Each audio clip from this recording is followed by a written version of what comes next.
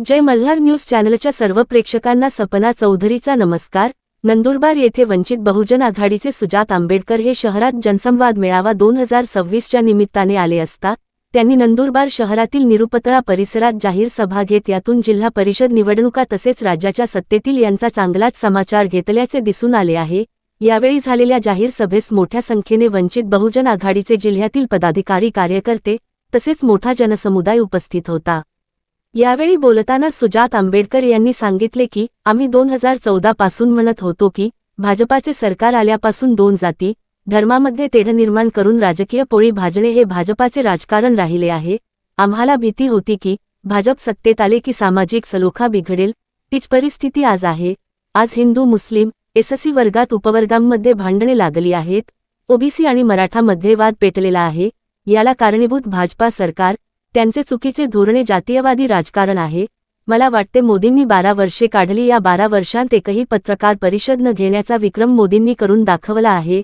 आता मोदींनी नेहरूंचा कार्यकाळ पार केला आहे, त्यामुळे आता मोदींनी नेहरूंना शिव्या घालण्यापेक्षा स्वत काय केले हे पुढच्या काळात बोलायला सुरुवात करतील हेच अपेक्षा। संविधान वाचवण आणि त्यासाठी लढणे आमचे काम।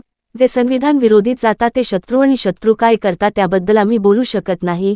काँग्रेसने सुद्धा प्रादेशिक पक्ष संपविण्याचे काम केले आहे। नुकत्याच झालेल्या निवडणुकांमध्ये काँग्रेसने प्रादेशिक पक्षांना बळ दिलं असत आणि जागा वाटपासाठी हेकेखोरी केली नसती तर भाजपा रोखू शकण्यास शक्य झालं असत। आम आदमी पक्ष इंडिया अलायन्सचा घटक असताना देखील दिल्लीमध्ये त्याच्या विरोधातच काँग्रेसने उमेदवार दिले आणि मत फोडून भाजपाला मदत केली। काँग्रेस असो वा भाजपा केंद्रात सत्तेत राहतो तो प्रादेशिक पक्ष संपविण्याचा प्रयत्न करतो, हा इतिहास राहिला आहे। मात्र या दोघांनी कितीही प्रयत्न केले तरी प्रादेशिक पक्ष संपणार नाहीत। राज्य सरकारने कर्जमाफीतून शेतकऱ्यांची मोठी फसवणूक केली, निवडक शेतकऱ्यांना कर्जमाफी दिली जात आहे, याचे नियम अटी देखील निश्चित नाही।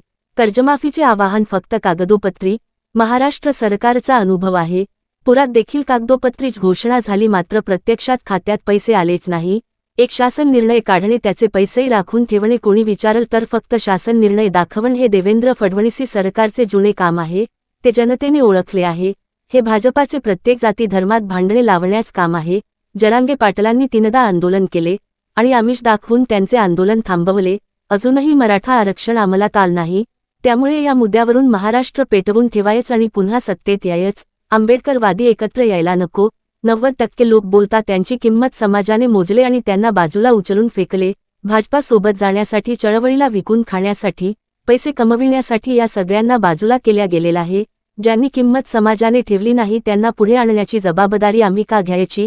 आंबेडकरी विचारांचे नेतृत्व बाळासाहेब आंबेडकरच करत आहे, अजून कुठलाच नेता करत नाही, सुजात आंबेडकर यांनी बोलताना सांगितले। सपना चौधरी, जय मल्हार न्यूज, नंदुरबार।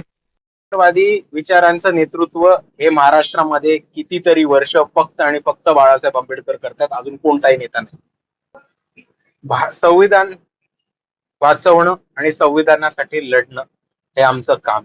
जे संविधानाच्या विरोधात जातात ते शत्रू आहेत आणि शत्रू काय करतो त्याच्याबद्दल मी बोलू नाही शकत, आम्ही काय करू त्याच्याबद्दलच बोलू। हे भाजपचं प्रत्येक जाती आणि धर्मामध्ये भांडण लावण्याचं नेहमीचं धोरण आहे। आपण अजूनही बघितलं तर जरांगे पाटलांनी आतापर्यंत 3दा आंदोलन पुकारलंय, 3दा पर्यंत त्यांना आमिष देऊन ते आंदोलन थांबवण्यात गेले, अजूनही मराठा आरक्षण अंमलात आलेलं नाही। आणि आपण जर बघितलं तर भाजपचं धोरण हेच राहील की हा महाराष्ट्र पेटवत ठेवावा, म्हणजे त्यांची सत्ता राहील आणि महाराष्ट्रातले लोक मरत राहील। नाही, मला असं बिलकुल नाही वाटत, कारण 90% जे आंबेडकरी नेते ज्यांच्याबद्दल बोलतायत त्यांची किंमत समाजाने मोजली आणि त्यांना उचलून बाजूला फेकली। भाजप बरोबर जाण्यासाठी, चळवळीला विकून खाण्यासाठी किंवा कुठे ना कुठेतरी चळवळीशी कॉम्प्रोमाइज करून पैसे कमवण्यासाठी या सगळ्यांना बाजूला केलेला गेलेला आहे। आता ज्या लोकांची किंमत समाजाने ठेवली नाही त्यांना पुढे आणण्याची जबाबदारी मी कशाला घेऊ?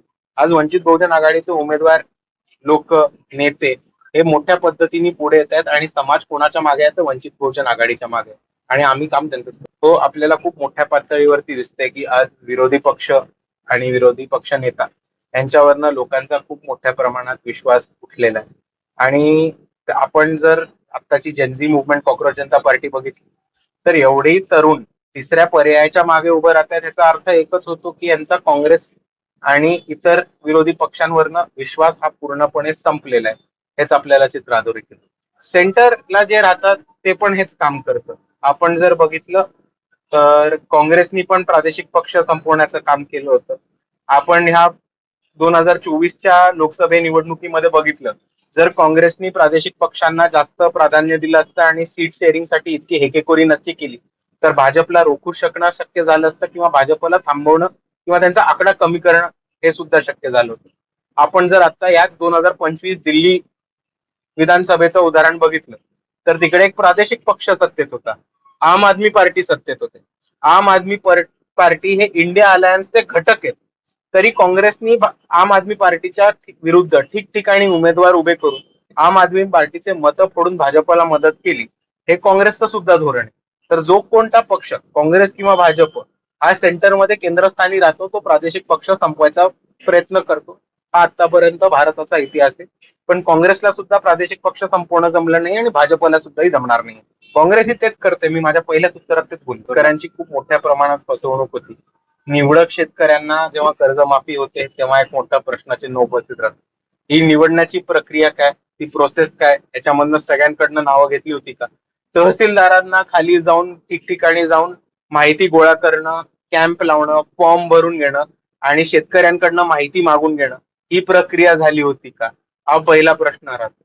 आणि दुसरा प्रश्न की हे जे कर्जमाफीचं आवाहन केलेलं आहे हे कागदोपत्री झालेलं आहे आणि आपल्याला महाराष्ट्र सरकारचा खूप मोठा अनुभव आहे. म्हणजे मागच्या वर्षी जेव्हा महाराष्ट्रामध्ये एवढी मोठी पूर परिस्थिती आली होती तेव्हा सुद्धा शेतकऱ्यांना कागदोपत्र मदत केली होती. ते पैसे त्यांच्या अकाउंटमध्ये पोचले नव्हते. तर अजूनही ही मदत जी आहे ती कागदोपत्री केली गेली. जेव्हा शेतकऱ्यांच्या अकाउंटमध्ये खऱ्या अर्थाने पैसे पोचतील तेव्हा आपण मानू की लोकांची मदत केली आहे. एक GR काढणं आणि त्याच्यावरती ऍक्शन न घेणं आणि ते पैसे तसेच दाबून ठेवणं आणि कोणी विचारलं तर त्यांना नुसतं GR दाखवणं, हे या देवेंद्र फडणवीस सरकारचं जुनं काम आहे, जे आता महाराष्ट्राच्या जनतेने ओळखलेलं आहे. आम्ही 2014 पासून म्हणत होतो की जेव्हापासून हे भाजपचं सरकार येणार तेव्हापासून ह्यांचं धर्माधर्मामध्ये जाती जातीमध्ये भांडण निर्माण करून, तिढा निर्माण करून, दोन जातींमध्ये भांडण निर्माण करून त्याच्यावरती स्वतःचं राजकारण करणं आणि त्याच्यावर स्वतःची राजकीय पोळी भाजणं, हे भाजपचं नेहमीच राजकारण राहिलेलं आहे. आणि आम्हाला ही भीती होतीच की भाजप सत्तेत आल्यानंतर सामाजिक सलोखा हा बिघडला जाईल. दोन धर्मांच्या मध्ये, दोन जातींच्या मध्ये तेढ निर्माण होऊन भांडणं लागतील आणि त्याच प्रकारे आपल्याला जाती जातींमध्ये आपल्याला भांडणं दिसतात. आज आपण बघितलं तर हिंदू मुसलमानांमध्ये भांडण पेटलेलं दिसतंय. SC वर्गामध्ये उपवर्गीकरण घेऊन भांडण उभं केलेलं दिसतंय.